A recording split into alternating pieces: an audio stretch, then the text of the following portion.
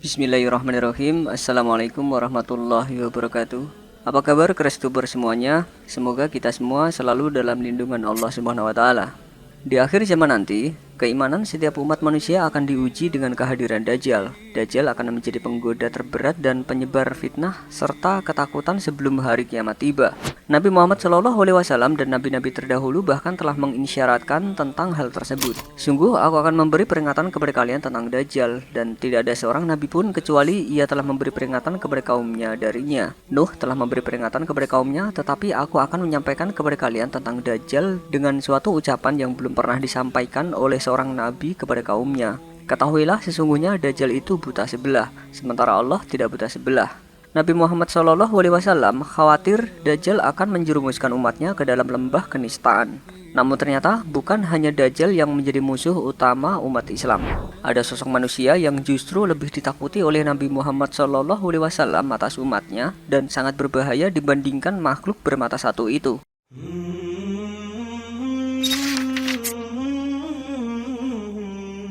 Dari Abu Dzar, dia berkata, "Aku berjalan bersama Rasulullah SAW, kemudian beliau bersabda, selain Dajjal ada yang lebih aku takuti atas umatku." Beliau mengucapkannya 3 kali, maka aku bertanya, "Wahai Rasulullah, yang engkau takuti atas umatmu selain Dajjal itu apa?" Beliau menjawab, "Para pemimpin yang menyesatkan." Jika merujuk kepada kata aimah atau pemimpin, maka itu masih terlalu luas karena bisa saja berarti pemimpin negara, pemimpin dalam sholat, pemimpin sebuah gerakan, dan sebagainya. Lalu sebenarnya siapakah yang dimaksud dengan aimah muzilan atau para pemimpin yang menyesatkan itu? Kata aimah adalah bentuk plural dari kata al-imam yang berarti yang diikuti oleh sebuah kaum dan pemimpin mereka serta orang yang mengajak untuk mengikuti sebuah perkataan, keyakinan, atau perbuatan. Sedangkan kata muzilan adalah bentuk plural dari al-mudil yang berarti menyesatkan atau mengajak kepada kesesatan. Dari pengertian tersebut, yang dimaksud dengan aimah mudilan bisa jadi adalah para penguasa yang rusak, ulama fajir, dan ahli ibadah yang bodoh. Mereka akan menghalangi umat Islam dari jalan kebenaran seperti disampaikan Allah Azza wa Jalla dalam surat Al-Qasas ayat 41 yang artinya, "Dan kami jadikan mereka pemimpin-pemimpin yang menyeru manusia ke neraka, dan pada hari kiamat mereka tidak akan ditolong." Memang mengagetkan mendengar ada kata ulama masuk ke dalam golongan pemimpin yang menyesatkan. Imam Al-Ghazali bahkan menyebutnya dengan istilah ulama su', yang artinya adalah ulama yang buruk dan tercela. Jika dikaitkan, maka aimah mudilan memiliki arti yang sama dengan ulama su'. Ketakutan Rasulullah SAW atas umatnya dikarenakan Dajjal memang secara jelas dan nyata bertujuan menyesatkan. Tidaklah dia diutus di akhir zaman kecuali untuk menjerumuskan manusia ke dalam neraka. Sedangkan ulama su' melalui lisannya menyeru manusia untuk berpaling dari sikap mencintai dunia. Namun di sisi lain, melalui tindakan dan perilakunya justru mengajak umat untuk mencintai dunia. Rasulullah SAW pernah bersabda, "Seseorang didatangkan pada hari kiamat, kemudian dilemparkan ke neraka hingga ususnya terburai keluar dan berputar-putar di neraka seperti keledai mengitari alat penumbuk gandumnya. Kemudian penduduk neraka bertanya, 'Hai fulan, apa yang menimpamu? Bukankah dulu kau memerintahkan kebaikan dan mencegah kemungkaran?' Ia menjawab, 'Benar, dulu saya memerintahkan kebaikan, tapi saya tidak melakukannya, dan saya melarang kemungkaran, tapi saya melakukannya.'" Perkataan ulama su' tidak sesuai dengan perbuatannya, dan dia tidak beramal sesuai dengan apa yang ia ketahui karena ilmu yang dimilikinya tidak dijadikan penuntun tapi malah mengikuti hawa nafsunya. Padahal Allah sendiri sudah memperingatkan akan kebenciannya terhadap hal tersebut melalui surat Al-Saff ayat 2 dan 3 yang artinya, "Wahai orang-orang yang beriman, kenapakah kamu mengatakan sesuatu yang tidak kamu kerjakan? Amat besar kebencian di sisi Allah bahwa kamu mengatakan apa-apa yang tidak kamu kerjakan." Ulama su' sebenarnya adalah orang yang pintar, tapi justru membahayakan diri, agama, dan peradaban. Sebabnya, jiwanya sebenarnya bodoh, terus menipu angan-angan serta harapannya. Ia menganggap dirinya lebih baik dari kebanyakan hamba Allah Ta'ala. Dalam sebuah kesempatan, Buya Yahya juga sempat menyampaikan yang dimaksud ulama su' ini.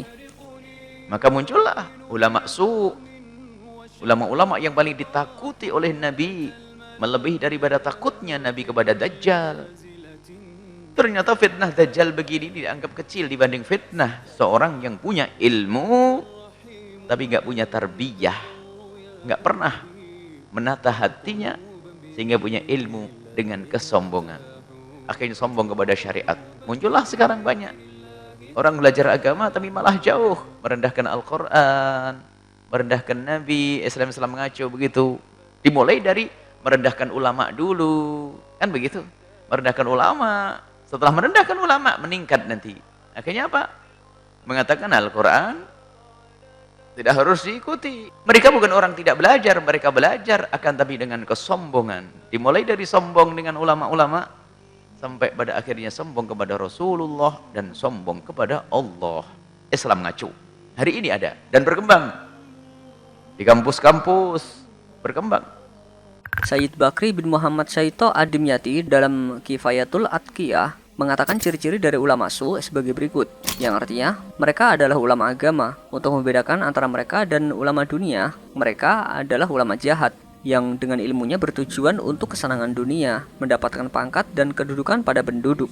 Dari sini bisa kita simpulkan bahwa para ulama su mempergunakan ilmunya untuk menipu dan memperalat saudaranya sendiri demi kepentingan yang jelas, yaitu kesenangan dunia yang bisa berupa harta atau tahta. Imam Ghazali juga sebelumnya pernah mengatakan tentang ciri-ciri dari ulama su melalui Ihya Ulumuddin sebagai berikut, yang artinya, yang kami maksud dengan ulama dunia adalah ulama jahat. Imam Al-Ghazali mensifati mereka demikian karena kerendahan kedudukan mereka di sisi Allah dan kehinaan semangat mereka, di mana mereka menggunakan sesuatu yang terpuji untuk sesuatu yang tercela. Mereka adalah orang yang dengan meraih ilmunya bertujuan untuk kesenangan dunia, hidup senang dengan perhiasan dunia, yaitu menghias rumah dengan permadani mewah, menggantungkan gorden padanya, menghiasi diri dengan pakaian luks, dan memperindah rumah dengan kasur yang elok, mendapatkan ilmunya yang tinggi pada penduduk dunia.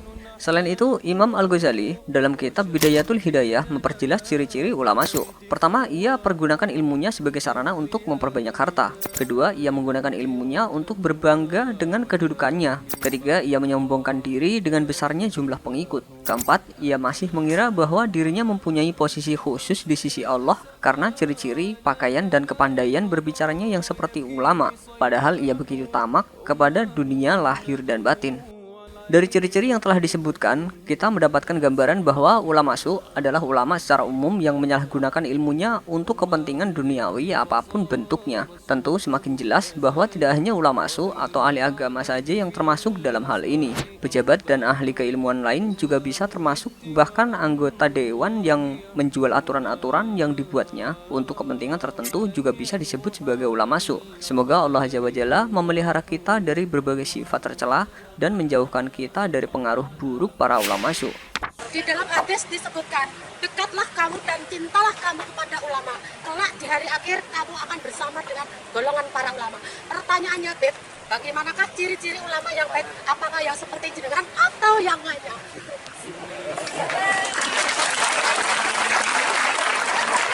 Kalau saya jawabnya Soekarno. Tidak ada orang wali ngaku dirinya wali, itu tidak ada. Alim setinggi langit pun tidak pernah ngaku saya ini kiai, saya ini ulama, tidak ada. Tapi saya kasih satu saja.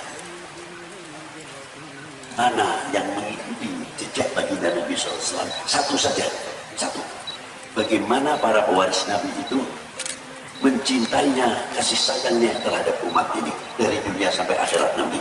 Itu yang penting. Kami tidak bisa mentaker siapapun ulama kiai tersebut, karena saya bukan ahli mentaker. Wallahu a'lam bishawab. Wassalamualaikum warahmatullahi wabarakatuh.